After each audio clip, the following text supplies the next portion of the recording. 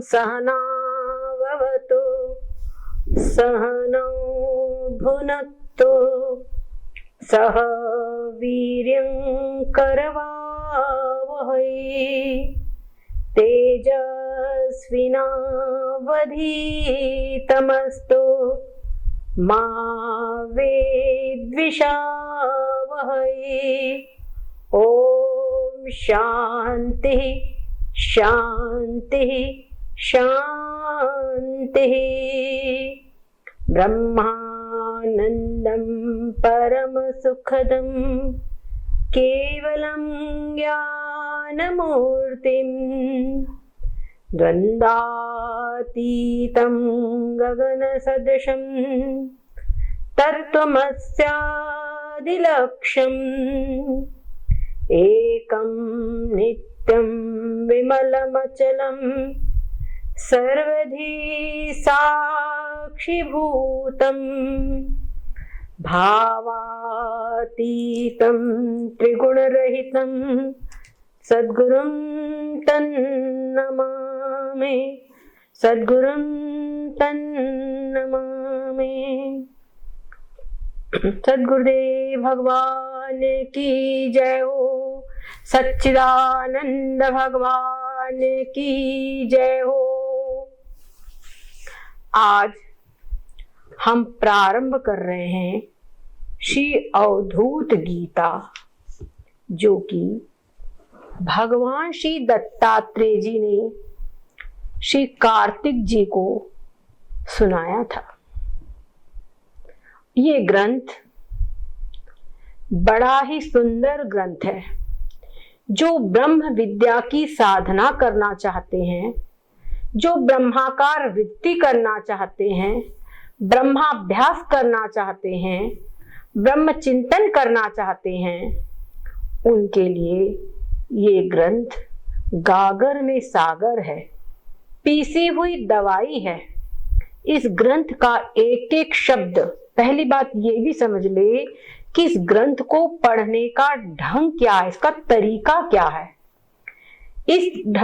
इस ग्रंथ को पढ़ने के लिए सबसे पहले आवश्यक है कि हमको वेदांत के जो टेक्निकल वर्ड्स है, मतलब एक जैसे कि अव्यय शब्द है तो अव्यय का अर्थ क्या है, अजन्मा शब्द है इसका अर्थ क्या है, ये सब हमको मालूम होना चाहिए, जो कि वेदांत की प्रक्रिया ग्रंथों में इनका वर्णन मिलता है। जो विचार चंद्रोदय हम अभी तक आप लोगों को पढ़ाते आ रहे हैं, उस विचार चंद्रोदय समझ लीजिए कि इसका व्याकरण है, इसका ग्रामर है। अगर विचार चंद्रोदय हमने पढ़ा है और उसके बाद एक और ग्रंथ है विचार सागर, विचार सागर, ये दो ग्रंथ अगर हमने पढ़े हैं तो ये जो अवधूत गीता है, इस ग्रंथ को समझना बहुत सरल हो जाएगा। तो हमको करना ये है कि जैसे जो जो शब्द यहाँ पर लिखे हुए हैं उनके अनुसार वृत्ति बनाना है। वृत्ति बनाना यानी क्या? वृत्ति बनाना का मतलब है कि जैसे हम बचपन में कहानी सुनते थे, एक जंगल था तो हमारे सामने जंगल आ जाता है, और उसमें भी अब देखिए जो छोटे बच्चे हैं उनके सामने तुरंत जंगल उपस्थित हो जाता है, यहाँ तक कि वो डर जाएंगे। फिर बोला कि जंगल में दो दोस्त घूमने के लिए गए, अचानक एक भालू आ गया, तो क्या हुआ, वो कहानी के जो पात्र है वो मस्तिष्क में खड़े होते जाते हैं। जिस प्रकार बचपन में कहानियां सुनी थी उसी प्रकार से ये मन का स्वभाव है, अभी भी जो भी बात हम सुनते हैं वैसा ही चित्त तदाकार हो जाता है। बालकों का मस्तिष्क, क्योंकि वो बिल्कुल इनोसेंट होते हैं, सरल हृदय होते हैं, तो तुरंत ही तदाकार हो जाता है। और ये जो ब्रह्म विद्या है, हमको ब्रह्म विद्या के लिए भी कहा गया है बालकों के समान सरल शुद्ध चित्त होना चाहिए। जब सरल शुद्ध चित्त होगा तो चित्त की वृत्ति तुरंत ही तदाकार हो जाएगी, ब्रह्माकार हो जाएगी। जब वो चित्त की वृत्ति ब्रह्माकार होगी तो आनंद की अनुभूति होगी। अब देखिए, आप इस समय पर बढ़िया अच्छे आनंद से हैं, सुखपूर्वक बैठे हुए हैं, यहाँ सत्संग सुन रहे हैं, लेकिन अभी सत्संग के बीच में ही अचानक कोई पुरानी बात याद आ जाए कि उसने हमको बहुत दुख दिया था, या उस समय पर हम बड़े दुखी थे, क्या बताएं, एक रोटी तक के लिए हमारे पास में तकलीफ थी। ऐसे कोई पुरानी बात याद आ जाए दुख की, तो अभी चित्त दुखी हो जाएगा। और भले ही इस समय पर वर्तमान में आपके पास में आप कोई दुख पूर्वक वातावरण है, लेकिन कोई सुख की बात याद आ जाए, आनंद की बात याद आ जाए, तो हमारा चित्त आनंदित हो जाता है। तो कहने का अभिप्राय है कि अंतःकरण जिस समय पर जैसा चिंतन करता है वैसा ही उसकी फीलिंग्स, वैसा ही वो अनुभव करता है, वैसा ही वो प्रसाद पाता है। इसीलिए अंतःकरण से हमेशा अच्छा चिंतन करना चाहिए। और कहा भी है, as one thinks so one becomes, मन एव मनुष्यानां कारणं बंध मोक्ष हो। अगर मन से हम संसार का चिंतन करते रहेंगे तो संसार की ओर ले जाएगा, पुनः पुनः जन्मो, पुनः पुनः मरो, इस तरफ ले जाएगा। और मन से हम अगर ब्रह्म चिंतन करते हैं, भगवत चिंतन करते हैं, तो ये मन ही हमारे को मोक्ष प्राप्त कराने वाला हो जाएगा। इस अवधूत गीता में हमारे पास में ऐसे ही जो ब्रह्म का स्वरूप है, जो हमने अभी तक विचार चंद्रोदय में हम समझ रहे हैं, आत्मा के विशेषण, आत्मा का स्वभाव आदि आदि, उन्हीं सबका यहाँ पर देखिए कितने सुंदर ढंग से बता रहे हैं कि यो सब कुछ मैं हूं। ये आप उनको जितना अच्छे से आपने आत्मा के विशेषण आदि समझे हैं, और जरूरी है, विचार चंद्रोदय ये ऐसा ग्रंथ है कि सच पूछा जाए तो इसको 3-4 बार पढ़ लेना चाहिए जिज्ञासु को। जब पहली बार पढ़ता है तो हल्का हल्का उसके दिमाग में आता है, और जब दूसरी बार पढ़ता है तो थोड़ा और क्लियर होता है, और जब 3-4 बार पढ़ लेता है तब उसकी वृत्ति तदाकार होने योग्य होती है। इसीलिए इनको 3-4 बार अवश्य ही पढ़ लेना चाहिए। गुरुजनों से सुनना चाहिए, और गुरुजनों से जब सुनता है तो आप देखेंगे हमेशा नई नई बातें उसमें समझ में आने लगेगी। पहले इतना नहीं समझता था, कहेंगे आप कि पहले इतना नहीं समझ में आता था, अब कि बहुत अच्छे से समझा है। ठीक है, तो वही चीज आप बारंबार, इस समय पर YouTube पर भी वीडियो है, तो ये अच्छा चांस है, YouTube पर भी आप 3-3, 4-4 बार सुन सकते हैं, और उसको पक्का कर लीजिए बढ़िया।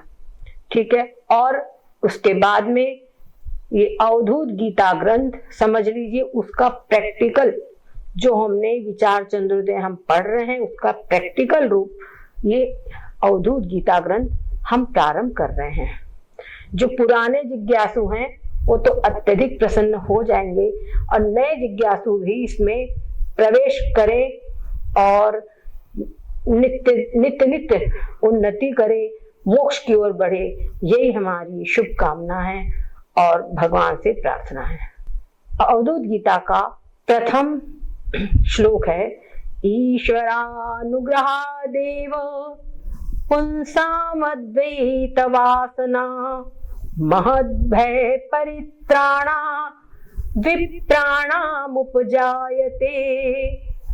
कहते हैं ईश्वरानुग्रहात्, ईश्वर के अनुग्रह से ही पुरुषों को यानी मनुष्यों को, और विप्राणाम यानी विप्रों को, ब्राह्मणों को, क्या कहते हैं यहाँ ब्राह्मण का मतलब ये मत समझ लेना कि सिर्फ ब्राह्मणों को, यहाँ पर ब्रह्म विद्या का जिज्ञासु जो है वो सब ब्राह्मण है।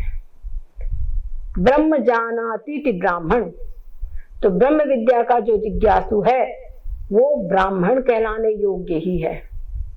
जिसके अंदर में परमात्मा को प्राप्त करने की इच्छा हो, लालसा हो, वो सब वंदनीय है। ठीक है, तो कहते अद्वैत वासना, अद्वैत की वासना, अद्वैत यानी एक, जो जीव और ब्रह्म है वो एक है, ऐसा अनुभव करे कि परमात्मा कैसे, पर मेरा स्वरूप आत्मा जो है वही ब्रह्म है, इसका मतलब है अद्वैत की वासना। इस अद्वैत को मैं अनुभव करूं, इस ऐसी जो वासना है, ऐसी जो इच्छा है, ये महद भय परित्राणा, ये महान भय से रक्षा करने वाली है। महान भय ने सबसे बड़ा, महान शब्द का अर्थ होता है बड़ा।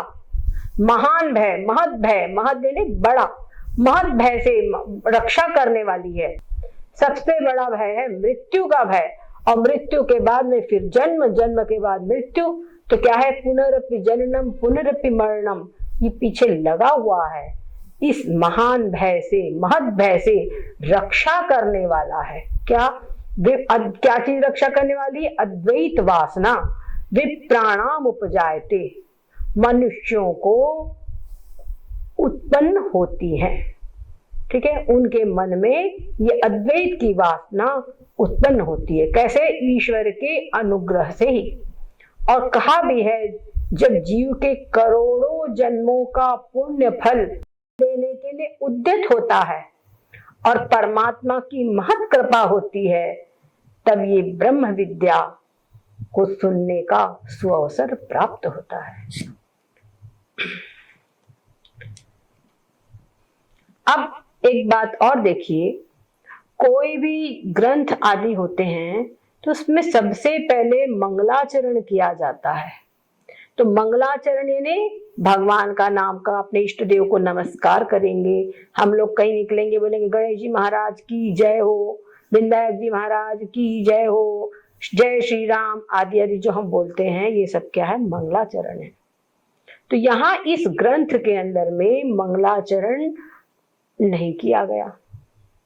या इस ग्रंथ के अंदर में मंगलाचरण कैसा है, जरा सुनिए। कहते जीवन मुक्तों का जो मंगलाचरण है वो भी भेदवादी पुरुषों की तरह नहीं होता। उनका मंगलाचरण सर्वत्र उनकी आत्म दृष्टि ही रहती है कि नहीं।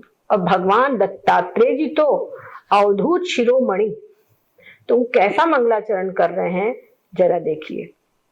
कहते हैं येनेदं पूरितं सर्वं आत्मनैवात्मनात्मनि निराकारं कथं वन्दे यः भिन्नं शिवमव्ययम्, यः भिन्नं शिवमव्ययम्। क्या कहते हैं? येनेदं पूरितं सर्वं, अर्थात जिसके द्वारा सब कुछ पूर्ण हो रहा है। पूर्ण हो रहा है मतलब जिसके द्वारा सब कुछ व्याप्त है। किसके द्वारा प्राप्त है? आत्मना, आत्मा के द्वारा। जिस आत्मा के द्वारा सब कुछ, सब कुछ मतलब यहाँ कहे इदम, क्या कहे? इदम, येन इदम है ना। इदम का मतलब होता है, इदम यानी यह, यानी जिसको हम यह करके कह सकते हैं। देखिए तीन सर्वनाम है, मैं, तू और यह। तो मैं तो उत्तम पुरुष होता है, मैं स्वयं वक्ता, और त्वम का मतलब होता है श्रोता, और इदम यानी जो यह है वो बदला जाता है तुझसे और मुझसे जो भिन्न है, जो तुझ थर्ड पर्सन है, अन्य पुरुष, उसको कहा जाता है इदम। तो कहते हैं इदम, इदम रूप से हम किस चीज को कहते हैं? इदम रूप से जितना भी संसार हमको दिखाई पड़ रहा है सबको हम इदम ही कहते हैं। सबको कहते यह यह यह। और आप जरा देखिए तो जो शरीर है इसको भी तो हम यह शरीर ही बोलते हैं, है ना, दिस बॉडी। ये इंद्रियां, इस सबको हम यह रूप से ही कहते हैं। तो कहना चाहिए इदम का कह अर्थ है कि आत्मा के बाहर, मतलब आत्मा से भिन्न जो है क्या है, सबसे पहले अंतःकरण, तो अहंकार उसमें भी, तो अहंकार से लेके ब्रह्मा पर्यंत सारा का सारा संसार जो कुछ भी है, जो कुछ भी दिख सकता है, जो कुछ भी सुनाई देता है, या किसी भी प्रकार से स्पर्श करने में आ रहा है, या स्वाद लेने में आ रहा है, या जिस प्रकार से भी इंद्रियों का विषय बन रहा है, मतलब दृश्य बन रहा है, सबसे बड़ी बात है जो दृश्य बन रहा है, जो कि आत्मा से अलग है, वो सब कुछ क्या है, संपूर्ण जगत, इदम सर्वम, मतलब संपूर्ण जगत, संपूर्ण ब्रह्मांड, जिसके हम मन से भी कल्पना कर सकते हैं, जहां तक कि हम कल्पना कर सकते हैं, सब कुछ क्या कहते हैं, पूरितम, पूर्ण हो रहा है। किससे? निराकार, उस जिस आत्म तत्व के द्वारा। कहते हैं निराकारं कथं वंदे ह्य भिन्नं शिमव्यम, निराकारं, उस निराकार आत्म तत्व को, उस निराकार आत्म तत्व को कथं वंदे, कैसे मैं वंदना करूं, कैसे मैं प्रणाम करूं। क्यों? क्योंकि क्यों, इसका कारण क्या कह रहे, उसको मैं प्रणाम कैसे करूं, इसमें समस्या क्या है, प्रणाम करने में प्रॉब्लम क्या खड़ी हो रही है? प्रॉब्लम ये हो रही है कि अभिन्न, वो जो आत्म तत्व है वो अभिन्न है, वो मुझसे अभिन्न है, शिव स्वरूप है और अव्यय है। ठीक है, वो जो आत्म तत्व है, हमने आपको बताया कि आत्मा जो है ये ब्रह्म रूप है ना, तो आत्मा जो है ब्रह्म रूप है, और सभी अंत जो प्राणी हैं, जितने भी संसार में प्राणी हैं, उसमें सबसे पहले हम अपने आप को रखें, हम क्या है, आत्मा है, और एक शरीर के अंदर में जैसे आत्मा है ना, और संपूर्ण ब्रह्मांड के भीतर में वही आत्म तत्व व्याप्त है। जैसे अनेकों, जैसे महाकाश है, महाकाश में अनेकों घड़े रख दिए जाए, घट रख दिए जाए, तो हर घट के भीतर में आकाश है, तो जो घट के भीतर आकाश है उसको कहते हैं घटाकाश, और घट के बाहर जितना भी आकाश है, पूरा संपूर्ण ब्रह्मांड के भीतर बाहर ओतप्रोत, उसको कहा जाता है महाकाश। उसी प्रकार से जो एक शरीर के भीतर में चेतन तत्व विद्यमान है उसको कहा जाता है आत्मा, और जो संपूर्ण ब्रह्मांड के भीतर बाहर ओतप्रोत है, व्यापक है, उस चेतन तत्व को कहा जाता है ब्रह्म। तो जैसे घड़े के भीतर में जो घटाकाश है वो महाकाश से अभिन्न है, अर्थात वो महाकाश ही है, उससे अलग नहीं है। उसी प्रकार से एक शरीर में विद्यमान जो चेतन आत्मा है, वो चेतन आत्मा संपूर्ण विद्यमान ब्रह्म तत्व से एक ही है, अलग